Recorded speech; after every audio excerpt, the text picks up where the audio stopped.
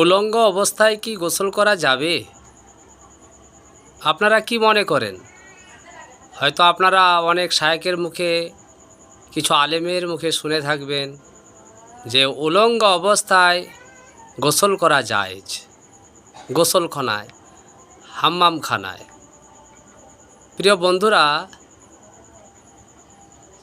মাসলা মাসাইল সঠিক জায়গা থেকে নেবেন, তাহলে আপনার ঈমান আমল নিরাপদে থাকবে। আপনি আল্লাহর সন্তুষ্টি অর্জন করতে পারবেন। মনে রাখবেন, ফাতোয়ার তাকওয়া এক জিনিস নয়।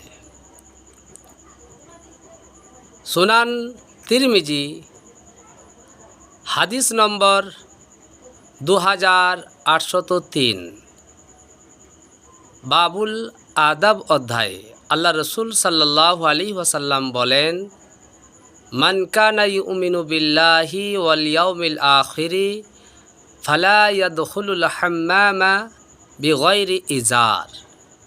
রসুল বলেন যে ব্যক্তি আল্লাহ পরকালে ঈমান রাখে, বিশ্বাস রাখে, সে যেন লুঙ্গি ব্যতীত গোসলখানায় প্রবেশ না করে।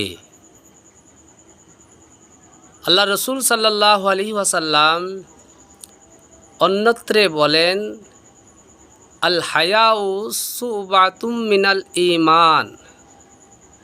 লজ্জা শরম ঈমানের একটি শাখা।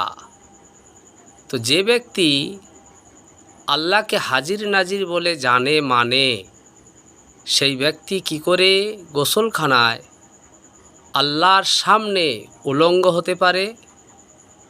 কি করে হতে পারে? এই উলঙ্গ হওয়াটা তার ঈমানের নূরকে কমিয়ে দেবে, তার ভিতরে অশালীনতা এনে দেবে, লজ্জা কমে যাবে, তার ভিতরে তাকওয়া পরহেজগারিতা কমে যাবে। এটা কখনো পূর্ণ মুমিন আল্লাহভীরু মানুষ এটা করতে পারে না।